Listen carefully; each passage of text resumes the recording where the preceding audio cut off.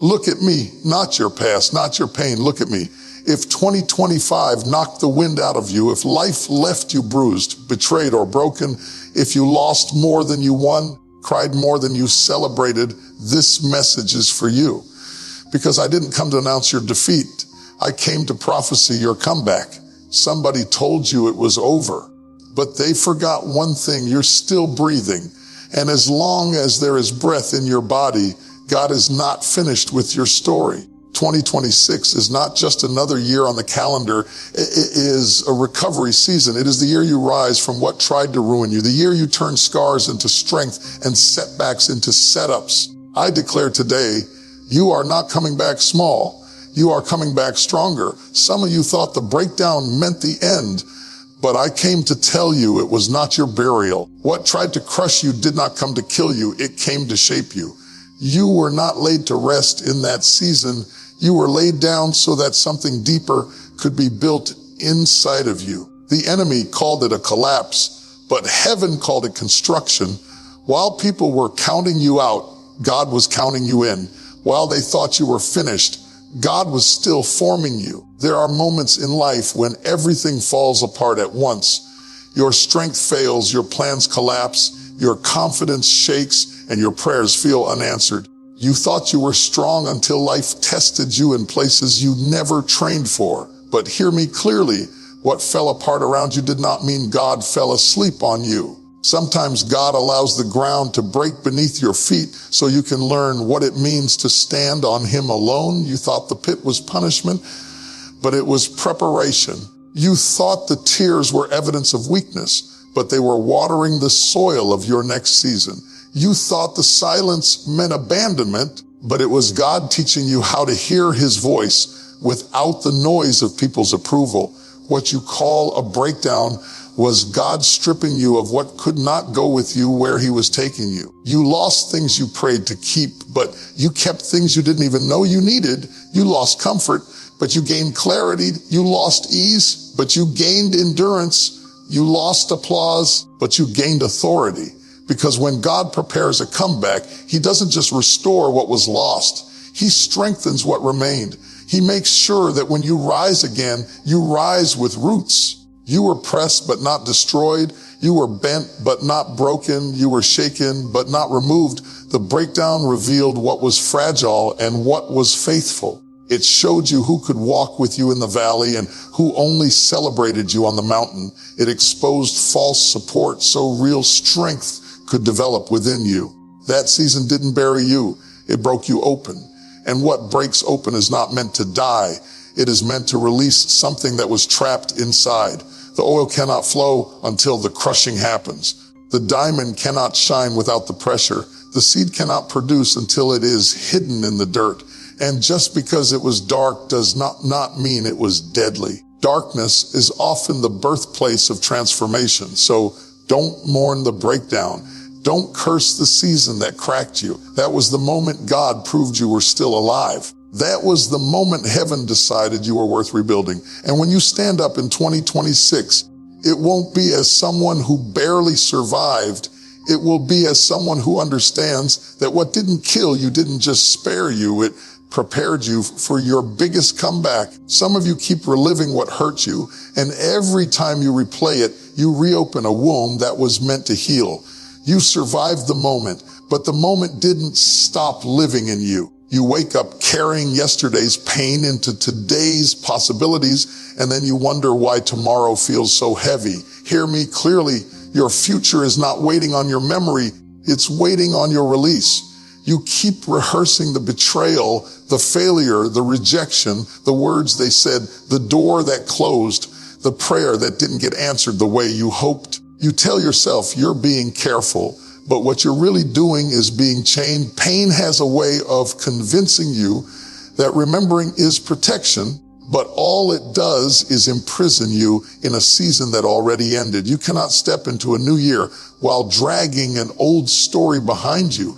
There are people who hurt you who don't even think about it anymore. Yet you keep giving them space in your mind, power over your emotions, and influence over your decisions. Every time you replay it, you hand them control they never deserved. You cannot heal what you keep rehearsing, and you cannot grow where you keep bleeding. Healing begins when you decide that your peace is more valuable than your proof. Some of you think letting go means saying what happened was acceptable. It does not. It means you refuse to let what happened define you. You stop allowing one season to speak louder than the promise of what's ahead. You acknowledge the pain without building a home inside it. You honor the lesson without living in the loss. Because if you keep looking backward, you will miss the doors opening right in front of you. The mind is powerful. What you feed it will shape what you become. If you keep feeding it pain, it will produce fear. If you keep feeding it regret, it will produce hesitation. If you keep feeding it anger, it will produce bitterness. But when you choose to feed it truth, it begins to produce freedom. And the truth is this: you are still here, you are still capable, and you are still chosen. There is a difference between remembering for wisdom and remembering for suffering. Wisdom says, I learned. Suffering says, I'm still stuck. God never intended for your pain to become your identity. It was an experience, not a sentence. It was a chapter, not the conclusion. And if you keep reading the same page, you will never reach the next one. 2026 cannot carry what you refuse to lay down. You don't need another explanation, another apology, or another sign. What you need is the courage to close the door without hearing it slam. When you stop rehearsing the pain, you create room for healing, vision, and strength to enter. And when you finally release what hurt you, you don't become weaker. You become lighter, clearer, and ready for the comeback that has been waiting on you all along. Some of you think you missed your moment, but I came to tell you that God is not intimidated by time. He does not panic because the calendar flipped and things didn't happen when you expected them to. What feels late to you is never late to Him. Delays do not cancel destiny. They refine it. Detours do not deny purpose. They develop it. What you call wasted years, God calls necessary preparation. You thought it would happen sooner. You prayed, you planned, you believed, and then nothing. Doors stayed shut, progress felt slow, and promises seemed distant. But understand this: God does some of His best work when it looks like nothing is happening. While you were waiting, heaven was working. While you were questioning, God was aligning people, timing, and circumstances you couldn't see. God is a master at restoration. He does not just give you back what you lost. He gives it back with wisdom, strength, and maturity attached. If it had come earlier, it might have destroyed you. If it had happened faster, you might not have survived it. The delay protected you from receiving blessings before you were ready to steward them. Sometimes God holds back not to punish you, but to preserve you. You lost things you loved, but you also lost things that would have limited you. You were disappointed, but you were also redirected. What didn't work out did not mean God changed His mind. It meant He changed the route. And just because the path was different doesn't mean the destination disappeared. God doesn't abandon His plans halfway through. He finishes what He starts. Look at your life. You are still standing after things that should have taken you out. That alone is evidence that God has been involved the whole time. You didn't make it through by luck. You didn't survive by accident. There were moments you didn't have the strength to keep going, yet somehow you did. That was grace carrying you when your faith was tired. God specializes in bringing beauty out of ashes, strength out of weakness, and purpose out of pain. He knows how to take what was meant to break you and turn it into the very thing that elevates you. The setback becomes the setup. The loss becomes the lesson. The delay becomes the doorway. When God restores, He doesn't just rewind. He rebuilds. Your story is not over.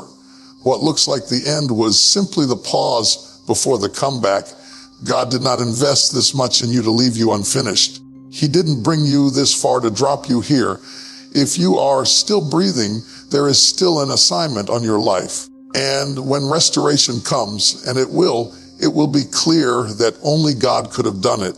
What you thought disqualified you will become the proof that God still had His hand on you all along. Some of you are waiting to feel ready before you move, but faith was never designed to wait for comfort. Courage is not the absence of fear.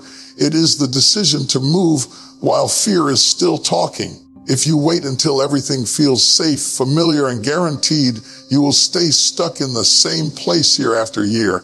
God does not anoint hesitation. He responds to movement. You've been hurt before, and that pain taught you to protect yourself. You learned how to stay guarded, how to avoid risk, how to shrink your expectations so disappointment wouldn't hurt as much. But what protected you in one season can imprison you in the next. Fear dresses itself up as wisdom, but all it really wants is control. And you cannot experience a comeback while negotiating with fear. Courage does not mean you are confident in the outcome. It means you are committed to obedience. It means you take the step even when your hands are shaking. It means you speak even when your voice trembles. It means you try again after failing publicly and painfully. Courage is saying, I don't know how this will end, but I refuse to stay where I am, boss. Some of you stopped believing not because God failed you, but because failure embarrassed you. You tried once and it didn't work. You trusted someone and they betrayed you. You prayed boldly and the answer didn't come the way you hoped. So you told yourself you were being realistic when really you were being afraid. Fear will always offer you safety in exchange for significance. Every breakthrough in your life will demand a moment where you choose courage over comfort. You cannot stay in familiar pain and step into unfamiliar purpose at the same time. The door to your comeback is on the other side of the thing you've been avoiding. The very step you're afraid to take is the step that will change everything. God never promised the path would be painless, but He did promise His presence. Courage is trusting that even if you fall, you will not fall alone. Even if you fail, you will not fail abandoned.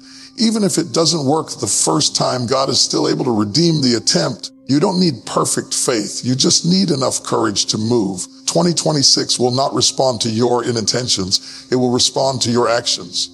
Courage says, I will rise again. Courage says, I will try again.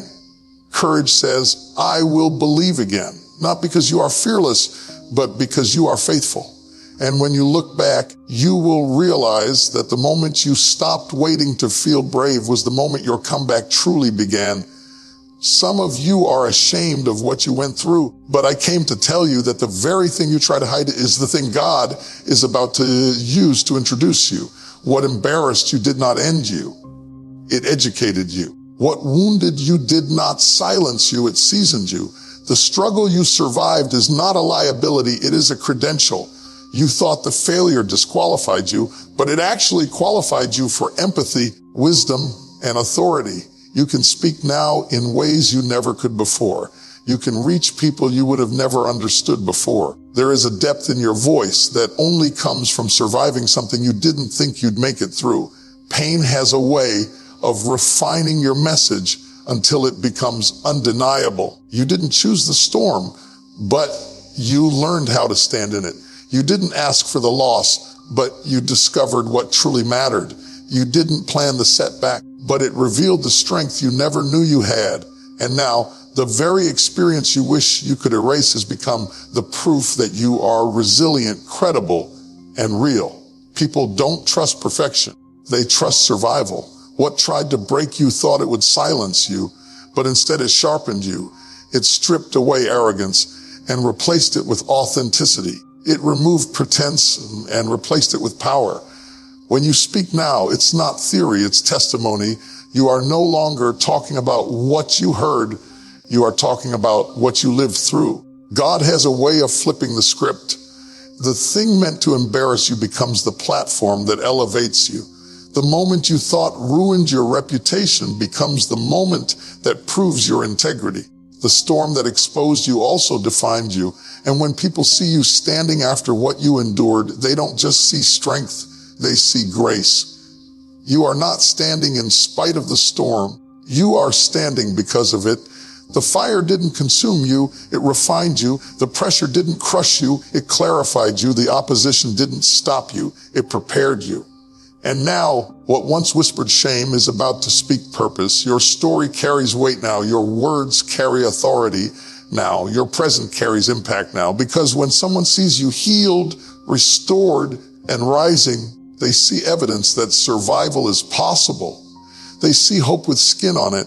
They see proof that God can bring you through and bring something out of it. So don't shrink back when your past comes up. Don't lower your voice when your scars are visible. Those scars are not stains. They are signatures. They announce that you've been through fire and came out with your faith intact. And when your comeback unfolds, it won't just bless you. It will speak loudly to everyone watching that what tried to destroy you became the very thing that declared your purpose to the world. Some of you are stepping into 2026 still thinking like a survivor, but I came to tell you that season is over. You didn't endure everything you endured just to barely make it. You were not preserved to remain powerless. God did not keep you alive so you could keep apologizing for your existence. This is the year you rise with authority, not hesitation. Authority comes when you finally understand who you are and whose you are. You stop asking for permission to be what God already called you to be. You stop shrinking your voice so others can feel comfortable. You stop negotiating your worth based on who stayed and who left. When authority shows up, insecurity has to step aside. You don't enter rooms wondering if you belong. You enter knowing you were sent. You've survived long enough. Now it's time to stand. Not angry, not arrogant, but anchored. Authority is quiet confidence. It's strength without shouting. It's clarity without chaos. You don't need to explain yourself to everyone. You don't need to prove yourself to people who never carried your burden. Authority knows when to speak and when to walk away. In past seasons, you reacted to everything. Every opinion shook you. Every setback drained you. Every delay discouraged you. But authority teaches you discernment. You stop giving energy to distractions. You stop responding to every voice. You stop letting emotions make decisions that purpose should control. You move with intention, not impulse. Authority also means responsibility. You stop blaming the past for what you refuse to build now. You stop waiting for conditions to be perfect before you act. You stop expecting others to do what God assigned to you. When you rise in authority, excuses lose their power. You understand that what you carry requires discipline, consistency, and courage. God is not calling you to dominate people. He's calling you to dominate fear, doubt, and delay. He's calling you to take your place without apology. You don't have to become someone else to walk in authority. You just have to become fully yourself. The version of you that has been refined, matured, and strengthened by everything you survived. 2026 is not about proving them wrong. It's about fulfilling purpose. It's not about revenge. It's about responsibility. It's not about noise. It's about impact. When you rise with authority, you don't chase validation. You attract alignment. The right doors open. The right people connect. The right opportunities recognize you. This is the year you stop introducing yourself by your past and start walking in your calling. You don't tiptoe into your destiny. You step into it. Head up, shoulders back, spirit steady. And when people see you now, they won't just see growth. They will feel presence. Because when God restores you, He doesn't bring you back broken. He brings you back established, grounded, and ready to walk in the authority that was always yours. Let me close it like this. You didn't come this far to turn back now. You didn't survive the storm to drown in the memory of it. You didn't endure the pressure, the pain, the pruning, just to step into 2026 afraid of your own future. What tried to break you failed. What tried to stop you couldn't. What tried to bury you only pushed you closer to your purpose. This is not your ending. This is your evidence. Evidence that God kept you. Evidence that grace carried you. Evidence that destiny is still calling your name. So stand up in your spirit, lift your head, shake off the dust of what didn't work. 2026 is not asking who you used to be. It's responding to who you've become. Walk forward with authority, speak with confidence, move with faith. And when you rise, and you will rise, let your life preach what your mouth doesn't have to say. Because this time you're not coming back desperate. You're not coming back damaged. You're coming back anointed, aligned, and unstoppable. And that is the comeback they never saw coming.